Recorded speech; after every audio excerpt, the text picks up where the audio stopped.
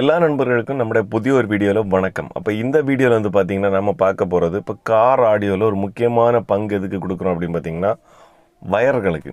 So harness அப்படின்னு சொல்லுவோம், வயர்கள். அப்போது ஏன் இது நமக்கு முக்கியத்துவம் கொடுக்கணும் அப்படின்னு கேட்டிங்கன்னா, முக்கியமாக ஒரு ஸ்பீக்கராக இருக்கட்டும், இல்லை ரேம்பாக இருக்கட்டும், இல்லை ஒரு லைட்டாக இருக்கட்டும், எல்லாமே ஒர்க் பண்ணக்கூடியது வந்து பார்த்திங்கன்னா இந்த வயர்களின் மூலமாக கடந்து போகக்கூடிய எலக்ட்ரான்களுடைய உதவியால் தான், எலக்ட்ரான்களால் தான். அப்போ அந்த வயர்களுக்கு கண்டிப்பாக அந்த டிவைஸ் ஒர்க் ஆகக்கூடியதுக்கான முக்கியமான ஒரு கான்செப்ட் இதில் இருக்குது. அப்போ அதை பற்றி நம்ம இந்த வீடியோவில் பார்ப்போம். அதுக்கு முன்னால் நண்பர்களே, அனைவரும் இயற்கையை அதிகமாக நேசிங்க, மரங்களை அதிகமாக வளர்த்துக்கோங்க.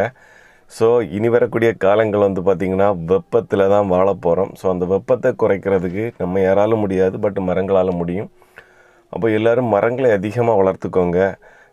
ஸோ மரங்களை வெட்டுறதுக்கு ரொம்ப யோசிச்சுக்கோங்க. இல்லைன்னா ஒரு மரம் வெட்டுறீங்கன்னா அடுத்த மரத்தை நட்டு வளர்த்துக்கோங்க.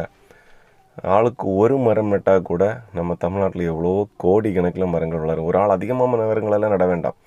பட் இப்போ எப்படி நடக்குதுனாக்கா, மரம் நடுறவன் நட்டுக்கிட்டே இருக்கான், அழிக்கிறவன் அழிச்சிக்கிட்டு இருக்கான், அதை சிரிக்கிறவன் சிரிச்சுக்கிட்டு இருக்கான்.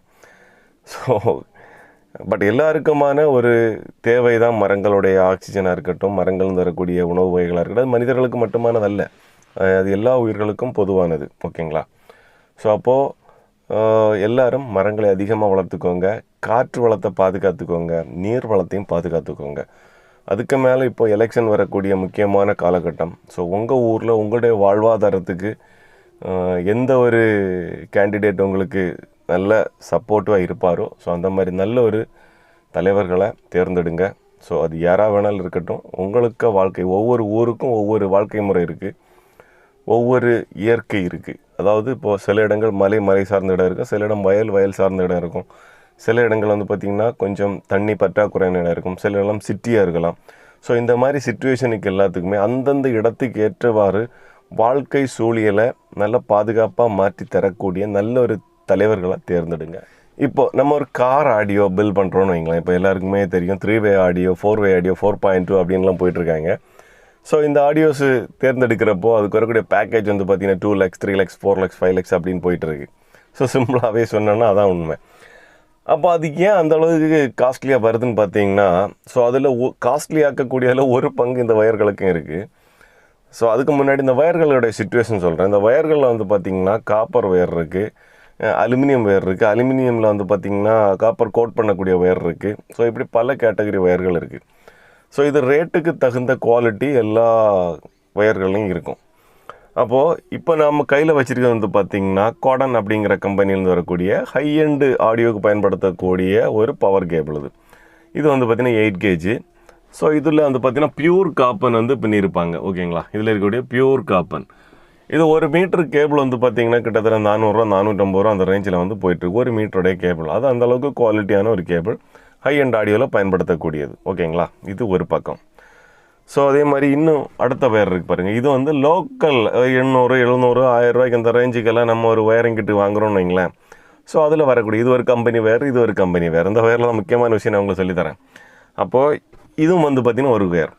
இந்த வயர் வந்து பார்த்திங்கன்னா உங்களுக்கு 1 மீட்ரு வந்து 450 ரூபா அந்த ரேஞ்சில் கிடைக்குது அப்படின்னா, இது வந்து 1 மீட்ரு உங்களுக்கு 100 ரூபாய்க்கு கிடைக்கும். ஓகேங்களா? இது வந்து 1 மீட்ரு உங்களுக்கு வந்து 30 ரூபாயும் கிடைக்கும். ஸோ அது வித்தியாசங்கள். இந்த வித்தியாசங்கள் எங்கே பிரதிபலிக்கும்னு பார்த்தீங்கன்னா, உள்ளே இருக்கக்கூடிய அந்த காப்பராக இருக்கணும், வெளியில் கூட சீல், இதில் எல்லாமே குவாலிட்டியில் மாறும் கண்டிப்பாக. இது வந்து பியூர் காப்பர். இது வந்து பார்த்திங்கன்னா அலுமினியத்தில் வந்து காப்பர் கோட் பண்ணியிருப்பாங்க, இதுவும் அலுமினியத்தில் காப்பர் கோட் பண்ணியிருக்காங்க. அப்போது லோ பட்ஜெட்டில் இது ஹை எண்டு கேபிள்ஸ் இதெல்லாம் வந்து பார்த்திங்கன்னா பொதுவாக ஒரு உலோகம் அப்படின்னு எடுத்துக்கிட்டோன்னா அது ஆக்சிஜனோட வினைபுரிந்து ஒரு வேதி மாற்றத்தை உருவாக்கும். இப்போ இரும்பு பார்த்திக்கிட்டிங்கன்னா நம்ம வெளியில் தூக்கி போட்டோம்னா காற்றில் உள்ள ஈரப்பதமே அதை வந்து துருப்பிடிக்க வைக்கும். தண்ணி பட்டுச்சுனாக்கா அதுலேயும் ஈஸியாக துருப்பிடிச்சிக்கிடும். அப்போ அந்த உலோகம் வந்து மாறுது, அதோடைய தன்மையை வந்து இழக்குது. அதே போல் இதுவும் வந்து பார்த்திங்கன்னா ஆக்சிஜனோட வினை புரிந்துனாக்க இதுலேயும் பார்த்திங்கன்னா சில வேதி மாற்றங்கள் உள்ளே வந்து நிகழும். அதன் மூலமாக இது வந்து இதனுடைய உறுதித்தன்மை இழக்கும். ஓகேங்களா? உறுதித்தன்மை, கடத்தந்தன்மை இதெல்லாத்தையுமே அது இழக்கும். அப்போது நீங்கள் எப்போ சொல்லலாம், இந்த மாதிரி சீல் பண்ணியிருக்க இடம் தானே, இந்த சீல் பண்ணியிருக்கக்கூடிய இடத்துல எப்படி இந்த இடத்துல ஆக்சிஜன் உள்ளே போகும் படம் அப்படின்னு. பட் இது வந்து எப்படி தான் நம்ம சீல் பண்ணாலும் அதுக்கு ஒரு எண்டு வந்து ஒரு ஜாயிண்ட் இருக்கும். ஓகேங்களா? சில நாட்கள் போகும்போது இந்த இடங்கள் கிராக் ஆகலாம் வெப்பத்தினால. ஸோ அப்படிப்பட்ட இடங்களில் இதில் ஆக்சிஜன் பட தொடர்ந்து அது பட்டுக்கிட்டே இருக்கிறப்போ அதில் சில ஃபங்கஸ் மாதிரி முதல்ல பிடிக்கும். ஃபஸ்ட்டு பிடிக்கக்கூடிய ஃபங்கஸ் தான்.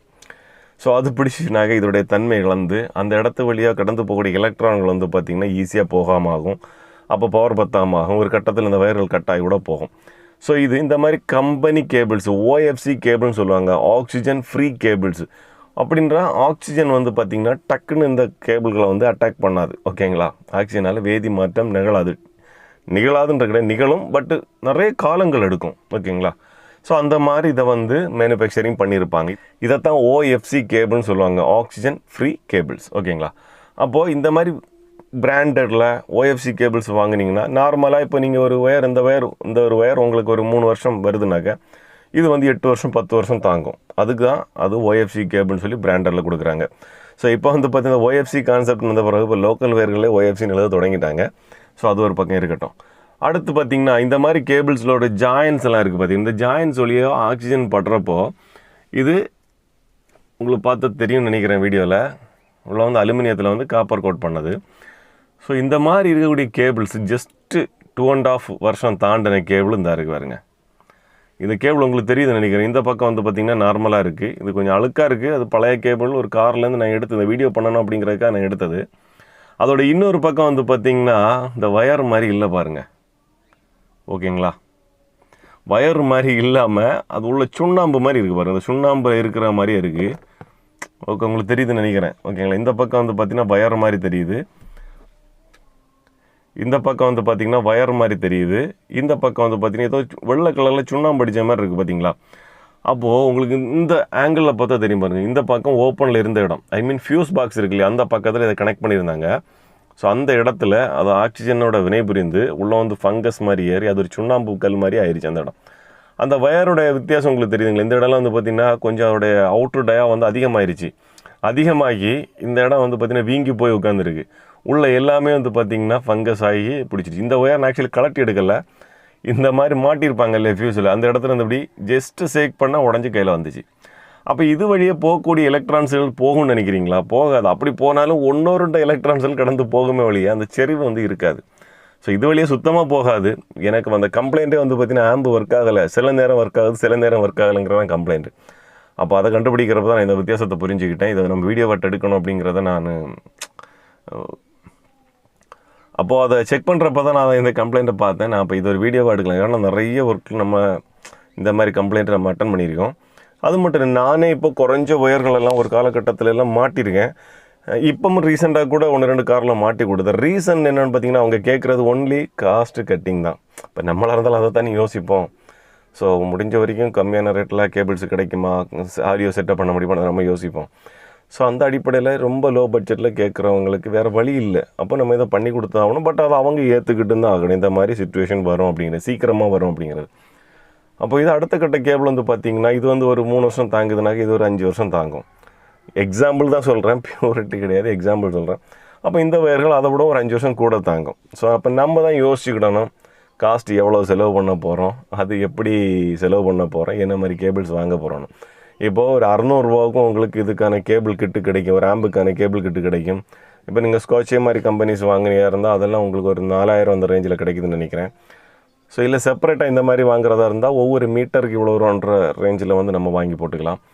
ஸோ இப்படி பல ஆங்கிளில் இருக்குது. அப்போது இப்போ உங்களுக்கு புரிஞ்சிருக்கும்னு நினைக்கிறேன் இந்த கேபிள்ஸுகளோட முக்கியத்துவம் என்ன, அது என்ன ஆகுது அப்படிங்கிறது. இந்த கேபிளை பார்த்தாலே உங்களுக்கு தெரிஞ்சிருக்கும். இப்போ பார்த்தீங்கன்னா இதில் தெளிவாக தெரியும் பாருங்கள். ஒரு பக்கம் வந்து பார்த்திங்கன்னா இந்த ஒயர் இருக்குங்களா, இன்னொரு பக்கம் வந்து பார்த்திங்கன்னா அது போய் ஃபுல்லாக ஃபங்கஸ் ஆகி நிறைஞ்சிருச்சு. பார்த்தீங்களா, இப்போ ஒயரே தெரியல, ஒரு சுண்ணாம்பு கல் மாதிரியே தெரியுது பாருங்கள். தெரியுதுன்னு நினைக்கிறேன் உங்களுக்கு. இப்போது சைடு ஆங்கிளில் பர்ஃபெக்டாக தெரியுது. இந்த இடம் பார்த்திங்கன்னா வீங்கி போய் உட்காந்துருச்சு பார்த்தீங்களா. ஸோ இதுக்குள்ளே வந்து பார்த்திங்கன்னா இந்த ஃபங்கஸ் போயிட்டே இருக்குது. போக இந்த ஒயர் வந்து சீக்கிரம் ரஸ்ட் ஆயிரும். இது வந்து பார்த்திங்கன்னா கிட்டத்தட்ட ஒரு 2.5 வருஷமான கேபிள் தான். 2.5 வருஷம் தான் இருக்குதுன்னு சொன்னார் அந்த கேபிள் அவங்க மாட்டி அந்த அண்ணா. ஸோ அந்த கேபிளுக்கு இந்த நிலைமைன்னா அப்போ பார்த்துக்கோங்க. ஓகேங்களா, இதுக்கு உள் பக்கமாக பரவிக்கிட்டே போகுது பார்த்தீங்களா, தெரியுதா. அப்போ நம்ம இப்போ ஃபஸ்ட்டில் சந்தேகம் வரல, இந்த சீல்டு பண்ண இடத்துக்குள்ளே எப்படி கம்ப்ளைண்ட் வரும் அப்படின்னு. ஸோ இந்த இடத்துல தொடங்கி அது உள்பக்கமாக அது பரவிக்கிட்டே போகுது. இப்போ எப்படி நம்ம மனிதன உடம்புல ஒரு ஒரு ஒரு நோய் வந்து அது பறகுதோ அதே மாதிரி தான் இதுலேயும் பரவும். ஸோ அதே மாதிரி தான் இது. அப்போது நல்ல கேபிள் போட்டால் நல்ல ஆடியோ குவாலிட்டி கேட்கலாம். அது மட்டும் இல்லை, லைஃபும் வரும். ஒரு வாட்டி இன்வெஸ்ட்மெண்ட் பண்ணால் நல்லாவும் இருக்கும். இதோட விளைவு என்னவாக இருக்கும்னாக்க நீங்கள் ஒரு ஆடியோ பேக்கப் பண்ணுறப்ப அதோட ரேட் வந்து அதிகமாக போகும். இது நாட் ஓன்லி பவர் கேபிளுங்க, இது நம்ம ஸ்பீக்கர்ஸ் கேபிள் வாங்கினாலும் இதான் உண்மை, நீங்கள் எந்த கேபிள் வாங்கினாலும் இதான் உண்மை, வீடுகளுக்கு தேவையான கேபிள் வாங்கினாலும் இதான் உண்மை. ஸோ அப்படி இருக்கிறப்போ ஓஎஃப்சி கேபிள்ஸ் இப்போ நான் அதிகமாக பயன்படுத்தக்கூடிய ஓஎஃப்சி கேபிள் எடுத்துக்கிட்டிங்கன்னா இது வந்து பிளாப்பங்கட்டுடையது. ஓகேங்களா, இது நான் என்னோடய காரில் இப்போ ஆடியோ செட்டப் பண்ணுறப்ப நான் இது வாங்கினேன். ஆக்சுவலி இதுவே வந்து பார்த்திங்கன்னா ரேட்டு கம்மியானது தான். இது வந்து 300 ஃபீட் வந்து இந்த லாட்டில் வந்து 300 ஃபீட்டு வரும். ஓகேங்களா, 300 ஃபீட் வரும். 16 gauge wire, speaker wire 300 feet வரும். இது 100% ஓஎஃப்சின்னு எழுதியிருப்பாங்க. இந்த 300 ஃபீட்டுக்கும் அவங்க சார்ஜ் பண்ணுறது 9700 9900 என்னமோ வந்து எம்ஆர்பி வந்து பஞ்ச் பண்ணியிருப்பாங்க. மேபி சின்ன ஒரு டிஸ்கவுண்ட்டில் உங்களுக்கு வாங்க கிடைக்கும் இது. ஸோ இதுதான் இந்த பிளாப்பங்கட்டு கேபிளுடைய ரேட்டு. ஓகேங்களா, இது 300 ஃபீட் வரக்கூடியது, ஃபீட் ஆகும், மீட்டர் கிடையாது. 300 ஃபீட் வந்து 9900 அந்த ரேஞ்சில் கிடைக்கிது. 100% ஓஎஃப்சின்னு இந்த கேபிள் தான் நான் இப்போ என் காரில் யூஸ் பண்ணியிருக்கேன். பட் இதுவே என்ட்ரி லெவல் தான். ஓகேங்களா, இதை விடவும் நல்ல குவாலிட்டியான வயர்கள் இருக்குது. ஸோ அதுக்கு அடுத்து வந்து பார்த்திங்கன்னா இது வந்து ஆராவுடைய ஓஎஃப்சி கேபிள்.